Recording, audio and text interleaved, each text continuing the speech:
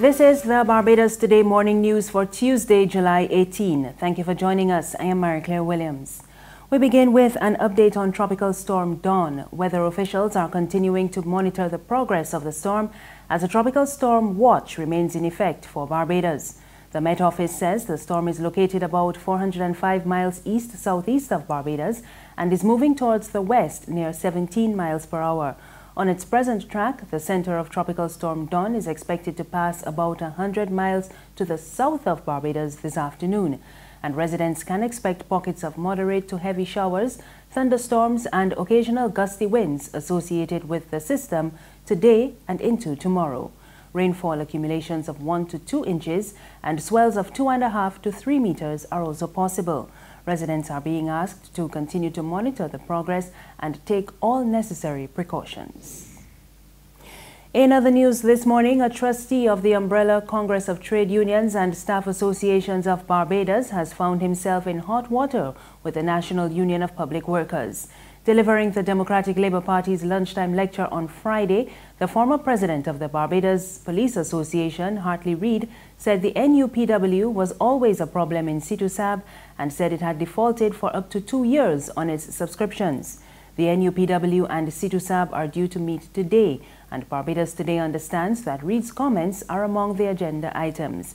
NUPW General Secretary Rosalind Smith confirmed that the talks will be held at 2 o'clock, but she did not go into further detail. We have a matter before the CITUSAB, and we're having a meeting tomorrow to look at that matter. We have lodged a complaint with the CITUSAB, and we're having a meeting tomorrow to look at that complaint. That's as far as I would say.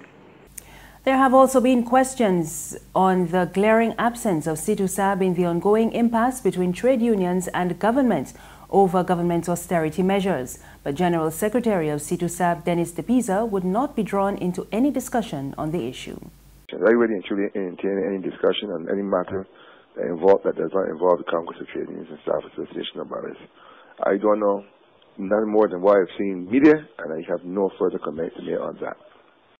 Meanwhile, Labour Minister Dr Esther Byer-Suckoo tells public sector workers that government's options are few and the alternatives to the current austerity measures are not pleasant. She was responding to the industrial action taken by union members yesterday in response to the budgetary measures announced by Finance Minister Chris Sinclair in May. The island's 4 major trade unions have been calling for the 8% hike in the National Social Responsibility Levy to be cut in half. They are also calling for more dialogue with government on the matter. But Minister Byer-Suckoo tells Barbados Today that the Frundle-Stewart administration had little choice but to introduce the bitter medicine. I think that at the individual level, we will probably have to make some adjustments, when there are new taxes and these have an impact on costs and so on. We will have to make personal adjustments, and I imagine that everybody is doing that. But I think that we for ourselves, we're an educated people, and I think that for ourselves we would benefit from examining critically the information that is before us, examining critically our situation, and we would realize that we do have to take action, and the sooner the better. And I think when we can come to that point of realizing that this is the path, that this prescribed path is a good path, a necessary path, and quite likely an effective path, then we can submit to it for the required time. How long that is, I don't want to say only time will tell, but we would have that will be determined as we go on. Additional relief is coming for residents of parishes which have been experiencing chronic water outages and low water pressure. The Barbados Water Authority says the most vulnerable will now have access to interest-free loans to buy personal water tanks. BWA spokesperson Joanne Haig says the City of Bridgetown Credit Union will open a new office at the BWA's Pine St. Michael headquarters next Monday to accommodate new applicants. Haig says the program will apply to residents from St. Joseph, St. Peter, St. Andrew, St. John and St. Thomas. Not everyone that comes in may get a tank because, of course, we are looking at certain criteria in their means test. Again, under $25,000 a year per household, mainly women with children and the elderly persons. If you're a pensioner, you must bring proof that you are a pensioner. If you are on a disabilities check, you just obviously must bring proof of that from the National Insurance Scheme. Then you go through a means test. Our field officers will come out and do a quick check. And once you qualify, you're going to get your tank. There's regional and international news after this short break. Morning, Miss Oya. Morning. You again. So you're washing cars now? Well, I can't keep up with you at all. Yes, girl. You know they're going provision to selling slow. And I don't sell nation newspapers at all because them don't sell. So I washing cars now. I like to get up before 8:30 because I can't take the hot sun. You want the car wash? No, not today. It clean. But you're going in very early though? Yeah, I just going early so I can read the Barbados Today online before work starts. Right. But you can still let me clean the vendor for the $2. At least it's still cheaper than the nation newspaper. All right. I got a special boo here that I got it shining. Thank you. Enjoy your day here. You too. All right. What that paper is? She can see clearly when the dirt is gone.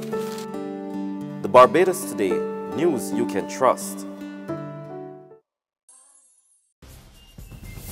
Thank you for staying with us. We're back with news from the region. And the government of the Bahamas is taking steps to improve the efficiency of the use of public resources. On Monday, Nassau launched the Public Financial Management and Performance Monitoring Reform Project, which the Ministry of Finance says is the first step in that direction. We get more in this report from ZNS Network News. In response to the public outcry for greater transparency and accountability, the Public Financial Management and Performance Monitoring and Reform Project was launched by Deputy Prime Minister and Minister of Finance, the Honorable Peter Turnquest. He stressed to stakeholders that it can no longer be business as usual in the country. The Bahamas has fallen behind in its competitiveness. Jamaica leads us in technology. That is unacceptable. Jamaica and Dominican Republic is gaining or has beaten us, passed us, in terms of ease of doing business, in terms of tourism sector. As I said to my team, small business unit team the other day, I'm very competitive, and I don't accept being second or third or fourth. And so we're going to be making some quantum leaps in the next couple of years.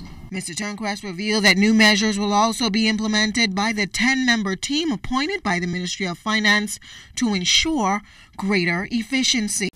And finally, the opposition in Venezuela is calling for a national shutdown as they step up their protest against President Nicolas Maduro. Opposition leader Freddy Guevara announced that the first 24-hour strike in nearly 4 months of anti-government demonstrations that have left some 100 people dead. He accused the government of flouting the people's will following Sunday's vote. We get more in this Reuters report. Nearly 7.2 million people voted in a symbolic poll against the president, who they say is a dictator, and blame for a crippling economic crisis that has left millions struggling to eat. In 3 questions at Sunday's event, opposition supporters voted overwhelmingly by 98% to reject Maduro's proposed new assembly, which has the power to rewrite the constitution. Venezuelans also strongly backing a call to hold elections before Maduro's term ends in 2019. Experts say the results rejected by Maduro seem to confirm that the opposition would easily defeat the government in any election. Sunday's informal vote was marred by violence. Activists claim that pro-government gunmen shot into a crowd of voters, killing 1 woman and wounding 3 others.